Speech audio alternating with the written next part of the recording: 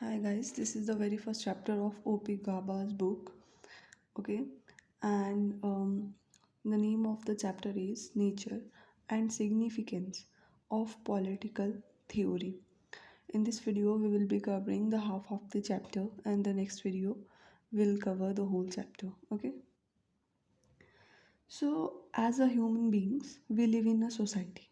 ठीक है, जो सोसाइटी होती है दैट इंक्लूड्स इंस्टीट्यूशंस। सोसाइटी के अंदर इंस्टीट्यूशंस होते हैं, मतलब इंस्टीट्यूशन इज़ अ थिंग जो मिलकर कुछ बनाया जाए। ठीक है, family, school, religious organisations, this is also a part of institution. Polity, जो इंस्टीट्यूशन होता है, हर इंस्टीट्यूशन का अपना एक स्पेसिफिक पर्पस होता है कि किस पर्पस के लिए वो इंस्टीट्यूशन बनाया गया है। इसमें ऑर्गेनाइजेशंस भी इन्वॉल्व होती हैं। ठीक है, और जो वो ऑर्गेनाइजेशंस होती हैं उसमें अथॉरिटी का भी यूज़ होता है। अगर कोई ऑर्गेनाइजेशन है, दिस इज़ टू ऑब्वियस कि उसका एक हेड भी होगा। ठीक है, और अथॉरिटी, अधिकार उस हेड के पास होता है। Authority implies a relationship of command and obedience, where the command is generally regarded to be reasonable. Okay, जो अथॉरिटी है वो एक कमांड की तरह होती है, मतलब कमांड दी जाती है, ऑर्डर दिया जाता है। ठीक है, और जो बाकी लोग होते हैं वो उसे ओबे करते हैं, फॉलो करते हैं। माइल्ड प्रोटेस्ट इफ़ एनी, छोटे मोटे प्रोटेस्ट भी किए जाते हैं अगर लोगों को उनकी अथॉरिटी की बात ठीक नहीं लगती। अब हम देख लेते हैं व्हाट इज़ पॉलिटिकल। तो जो पॉलिटी है ना, ये एक ऑर्गेनाइजेशन को डिनोट करता है जहाँ पे जो रूल्स हैं और जो डिसीज़न हैं वो किसी एक इंसान के द्वारा नहीं, होल कम्युनिटी के द्वारा लिए जाते हैं। पूरे कम्युनिटी डिसीज़न लेती है। और जो अधिकार है, ठीक है, वो एक्सरसाइज किया जाता है, अथॉरिटी एक्सरसाइज की जाती है over the each and every member of the community. ठीक है, जैसे अगर मैं कुछ कह दूँ तो उन्हें मेरी बात भी माननी पड़ेगी, अगर तुम कुछ कहो तो उन्हें तुम्हारी बात भी माननी पड़ेगी। ठीक है, अब हम देख लेते हैं जो शेल्डन एस वोलिन है उन्होंने क्या कहा है अपनी बुक पॉलिटिक्स एंड विज़न 1960 में। उन्होंने पॉलिटिकल वर्ड को बहुत ही अच्छी तरह से करेक्टराइज किया है, उसका नेचर बताया है। ठीक है, तो उन्होंने कहा कि functions such as national defence, किसी देश का सिक्योरिटी, ठीक है, internal order and dispensing of the justice, ठीक है, किसी को जस्टिस प्रदान करना, और इकोनॉमिक रेगुलेशंस। ठीक है, ये जो पॉलिटिकल इंस्टीट्यूशंस हैं ना, ये इनकी प्राइमरी रिस्पॉन्सिबिलिटी है, मतलब इन्हें सबसे पहले यही करना होगा। ठीक है, नेक्स्ट देख लेते हैं।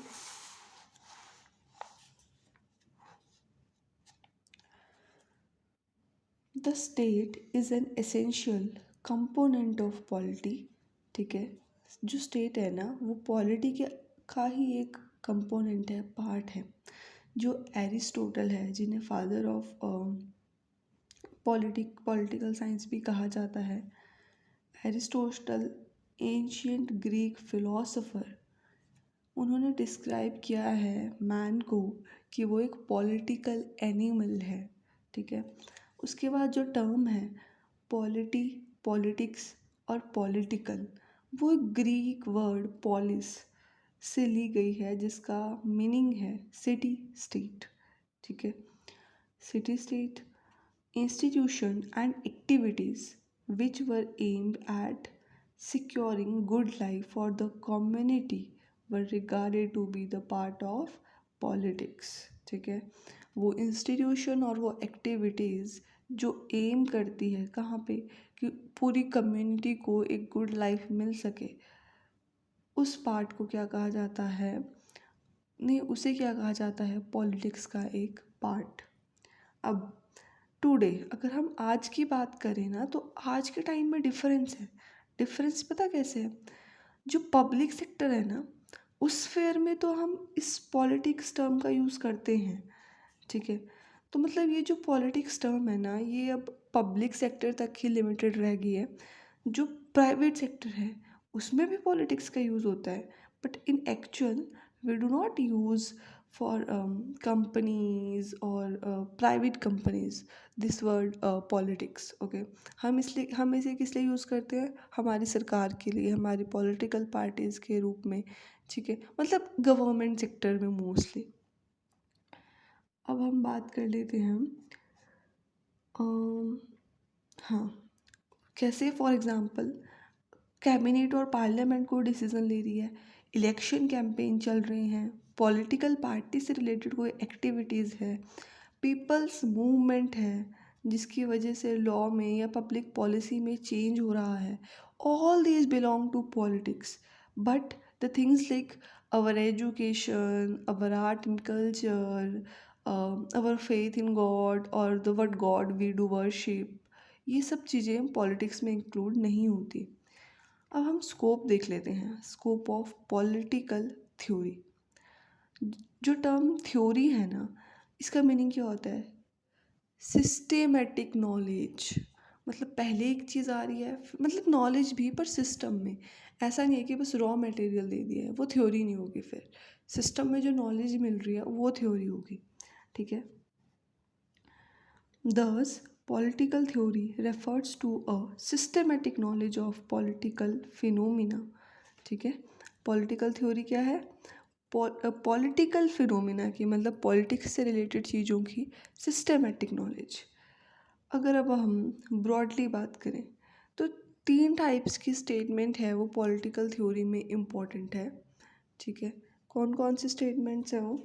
पहला देख लेते हैं, एम्पिरिकल स्टेटमेंट। एम्पिरिकल क्या होता है? जैसे नाम से ही क्लियर है कि ये कोई थियोरेटिकल चीज़ नहीं है, ये बेस्ड होगा प्रैक्टिकल एक्सपीरियंस पे, ठीक है, खुद के आइडियाज़ पे नहीं होगा। जो चीज़ें ऑब्ज़र्व की होंगी ना, जो चीज़ें ऑब्ज़र्व की होंगी थ्रू सेंस एक्सपीरियंस, हमारी 5 सेंसेस जो होती हैं, देखना, सुनना, स्मेल करना, टच करना, टेस्ट करना, ठीक है, इनसे जो चीज़ें ऑब्ज़र्व की होंगी, that is called empirical statements. मतलब ऑब्जर्व करने के बाद जो स्टेटमेंट्स दी गई वो। उसके बाद बात कर लेते हैं लॉजिकल स्टेटमेंट्स। अब लॉजिकल स्टेटमेंट्स क्या होता है? Which is based on reasoning, ठीक है।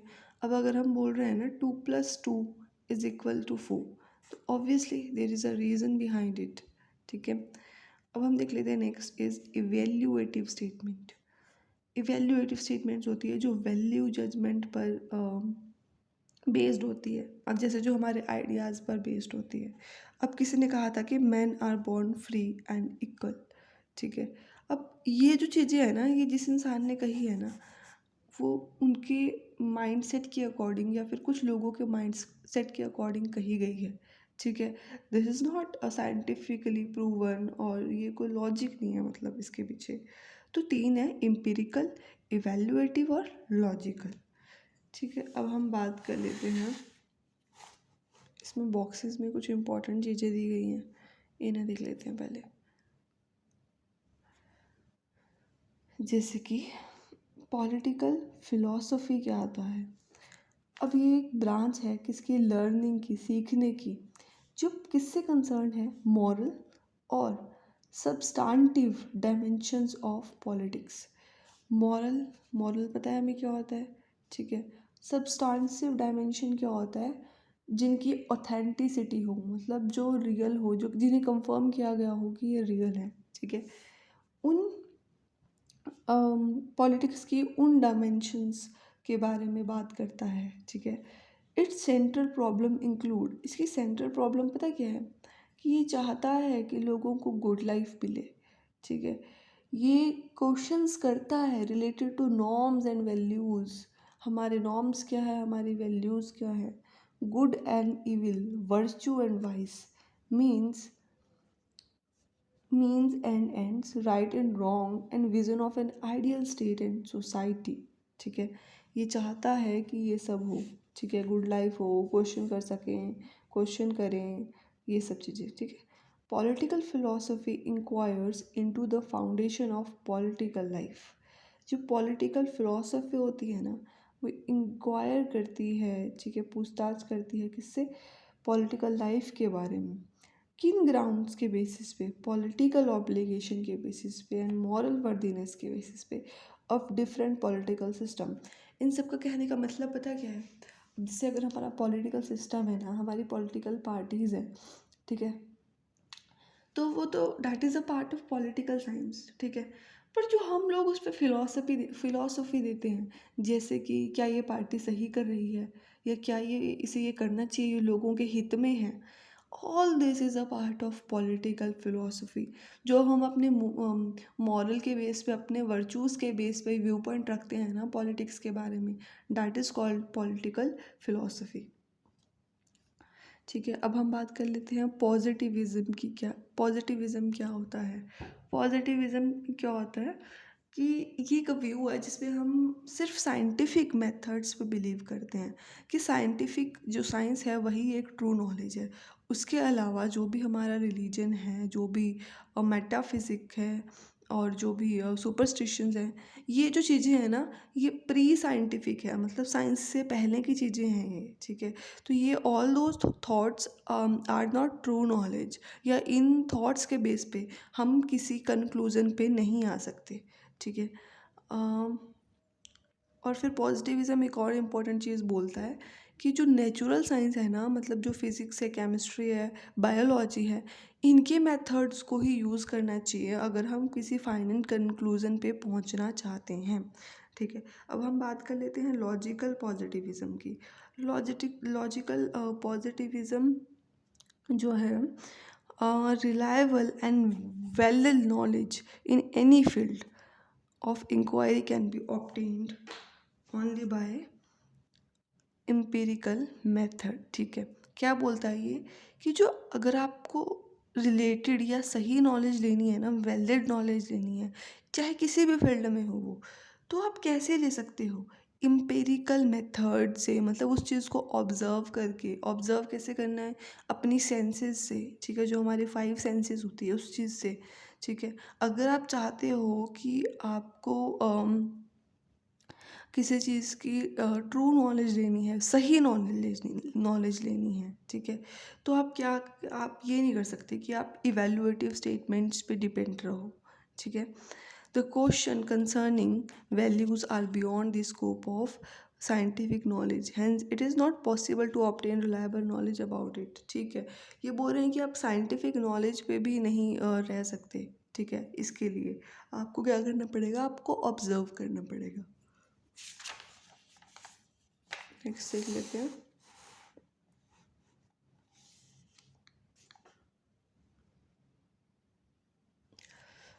नेक्स्ट हम बात कर लेते हैं कि एक काटलिन करके है स्कॉलर, इन्होंने इसके बारे में क्या कहा है। जो कैटलिन है वो बोलते हैं कि जो नेचर ऑफ पॉलिटिकल थ्योरी है ना, वो 2 कंपोनेंट्स में डिवाइडेड है, ठीक है, political science and political philosophy, ठीक है।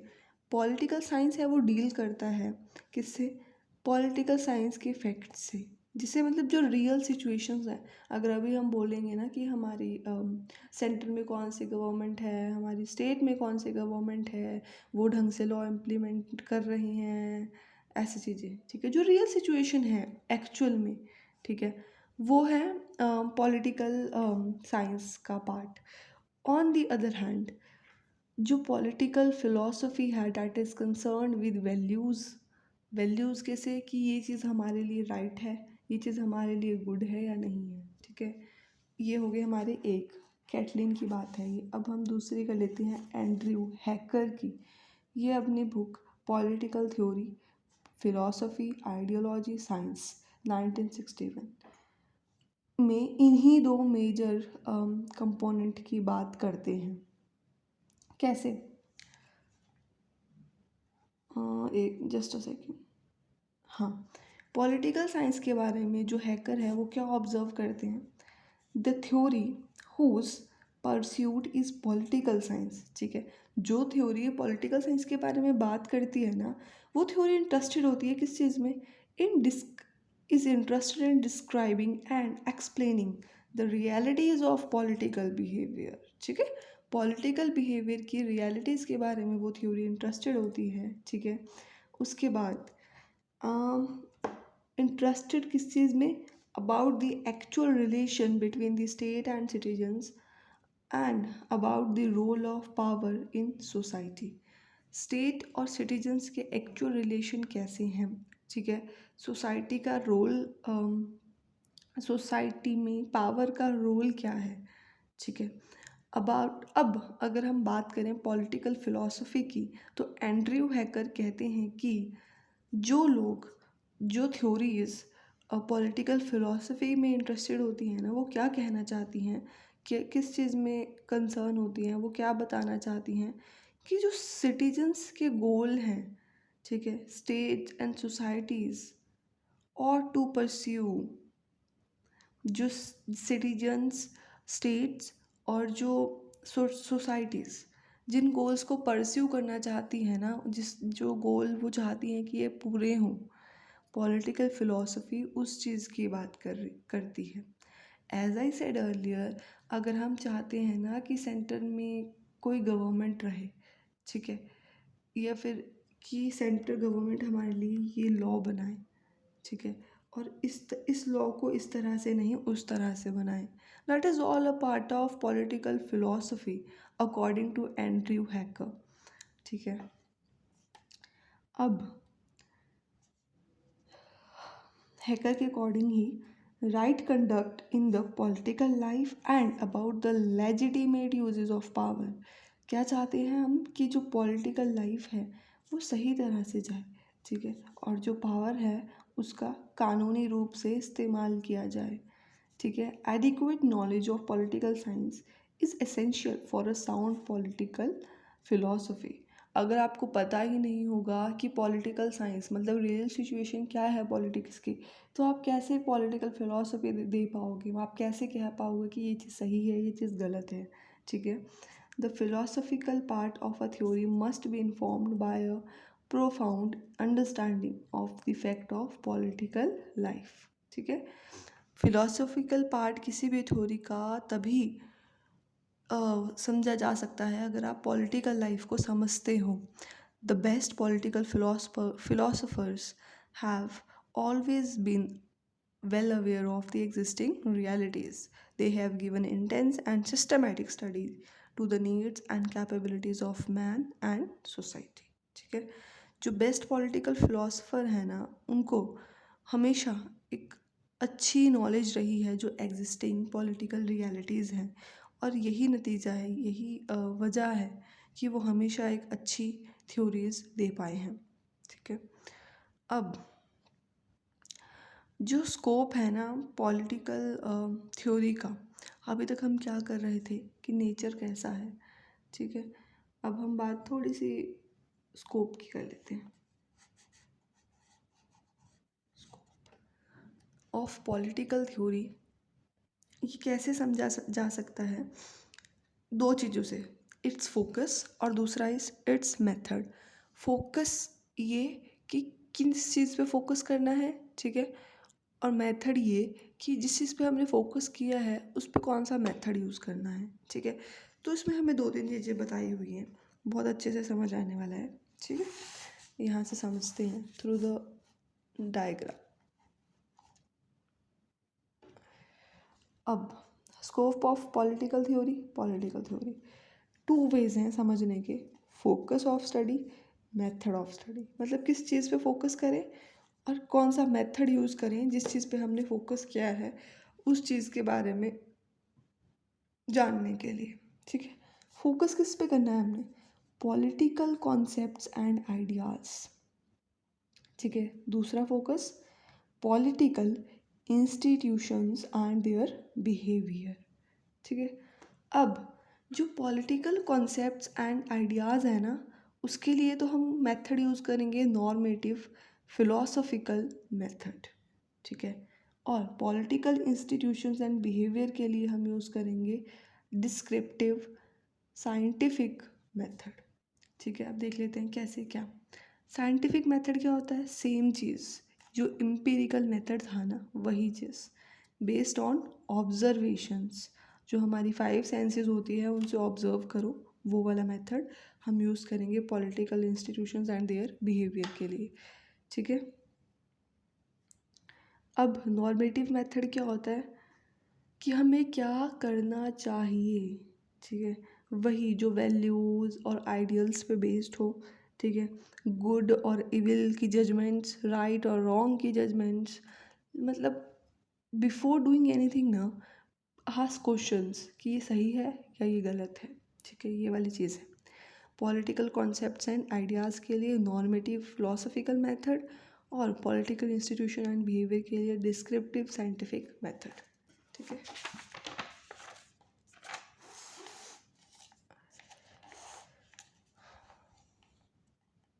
जस्ट अ सेकेंड, ठीक है।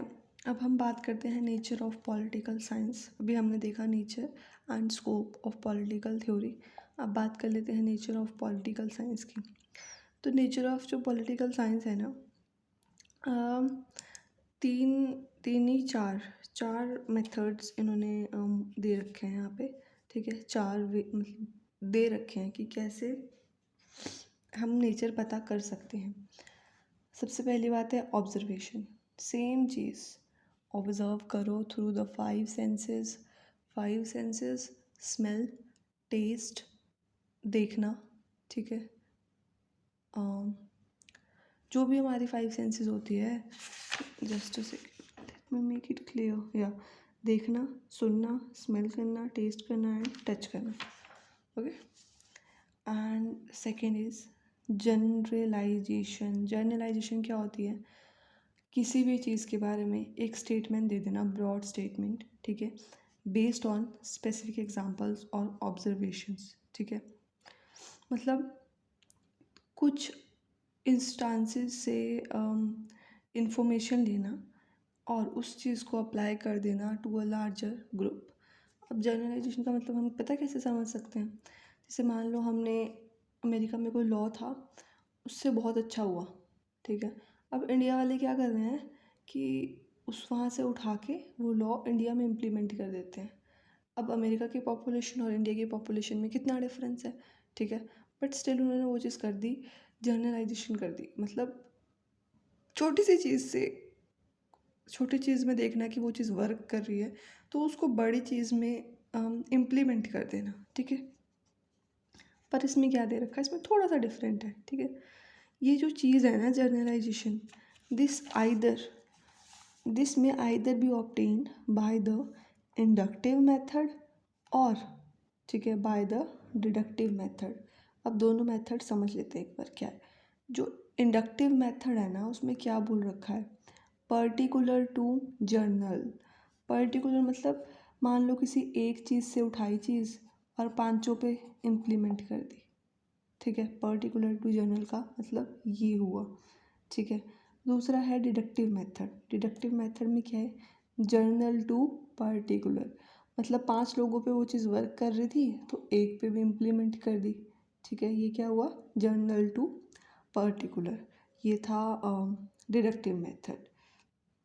उसके बाद नेक्स्ट है एक्सप्लानेशन। एक्सप्लेनेशन तो क्या होता है, एक्सप्लेनेशन मतलब ना, ये इन्होंने ऑर्डर में दे रखे हैं, पहले ऑब्जर्व करो, ठीक है, फिर जर्नलाइज कर दो, फिर एक्सप्लेन करो। एक्सप्लेन क्या होता है कि जो हमने जर्नलाइज चीज़ करी है उसके लिए रीज़न देना कि हमने क्यों करी है, क्या सोच के की है, ठीक है। उसके बाद जो एक्सप्लेनेशन ही वो होगी ना, वही उस चीज़ को क्या करेगी, मतलब एक ऑर्डर में लगाएगी कि पहले कौन सी इवेंट्स हुए, कौन सी सिचुएशंस हुई, ठीक है, कौन सी मीनिंगफुल है, ऐसे करके, ठीक है। उसके बाद नेक्स्ट देख लेते हैं हम प्रिडिक्शन एंड प्रिस्क्रिप्शन, ठीक है। मतलब कुछ चीज़ें ऐसी होती हैं जिनको ऑब्जर्व नहीं किया जाता, तो उन्हें हम क्या कर देते हैं, सोच लेते हैं कि ऐसा होगा या फिर ऐसा करके।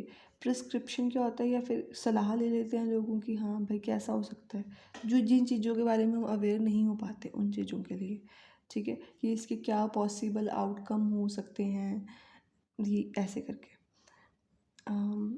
अब नेक्स्ट है एक बिहेवियरल अप्रोच।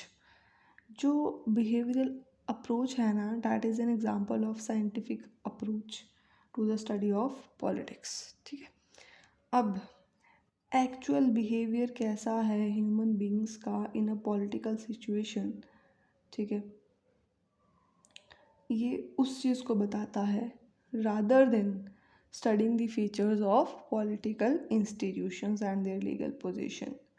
मतलब अब हमारे कॉन्स्टिट्यूशन में तो बहुत कुछ लिखा हुआ है, अगर हमारे कॉन्स्टिट्यूशन के अकॉर्डिंग सब कुछ हो, ठीक है, जो एक्चुअल में नहीं होता है, तो फिर ऐसा होगा कि हम हमसे बेटर देश तो फिर कोई है ही नहीं जितना अच्छा हमारा कॉन्स्टिट्यूशन है, ठीक है। बट बिहेवियरल अप्रोच, मतलब जो यार एक्चुअल में ह्यूमन बीइंग का बिहेवियर है, ठीक है, इन अ पॉलिटिकल सिचुएशन, अब जो हमारे पॉलिटिक्स में नेता है उन सब का बिहेवियर ही है वो जो जो वो करते हैं, ठीक है, वो एक बिहेवियरल अप्रोच है। और वो एक्चुअल चीज़ें बताता है, मतलब ऐसा नहीं है कि वो बता रहा है कि हाँ उन्हें कैसे एक्ट करना चाहिए, उनके मॉरल्स क्या हैं, उनकी वैल्यूज़ क्या हैं, एक्सेट्रा एक्सेट्रा, ठीक है। ये था नेचर ऑफ पॉलिटिकल साइंस। अब हम बात कर लेते हैं नेचर ऑफ पॉलिटिकल फिलॉसफी। जो पॉलिटिकल साइंस है ना वो डील करती है किस चीज़ से, रियल चीज़ों से, और जो फिलॉसफी है वो डील करती है आइडियल चीज़ों से, मतलब जो चीज़ें हम चाहते हैं कि ये चीज़ ऐसी होनी चाहिए थी, ठीक है, वो फिलॉसफी में आ जाती है। Political science enquires into what man and women actually do in a political situation, मतलब हम लोग कर क्या रहे हैं एक्चुअल में इन अ पॉलिटिकल सिचुएशन, ये पॉलिटिकल साइंस बताती है। जो पॉलिटिकल फिलॉसफी है वो बताती है कि हमें क्या करना चाहिए, ठीक है, और जो हम कर रहे हैं उसके वो करते टाइम हमें अपने माइंड में रखना चाहिए कि गुड क्या है, इविल क्या है, ये चीज़ें, ठीक है। अम, जो प्लेटो हैं, ठीक है, उन्होंने क्या कहा है, the purpose of depicting an ideal society is to criticise existing society and to promote understanding of general social concept such as justice, ठीक है। जो पर्पस है ना एक आइडियल सोसाइटी को डिपिक्ट करने का, ठीक है, वो क्या है। अगर मैं बोल रही हूँ ना कि ये ऐसे नहीं यार, ऐसे होना चाहिए था, सरकार को ऐसे नहीं ऐसे लॉ बनाना चाहिए था, तो वो मतलब क्या है मेरा, मैं क्यों बोल रही हूँ ऐसा, क्योंकि जो वो एक्चुअल में सरकार ने लॉ बना दिया है ना, मैं उस चीज़ को क्रिटिसाइज़ कर रही हूँ, मैं बोल रही हूँ कि नहीं वो गलत है, ठीक है। तो प्लेटो भी यही कहना चाह रहे हैं। फिलहाल यहीं तक पढ़ा है, नेक्स्ट वीडियो में बचा कुछ और चैप्टर कंप्लीट करते हैं। Okay, thank you.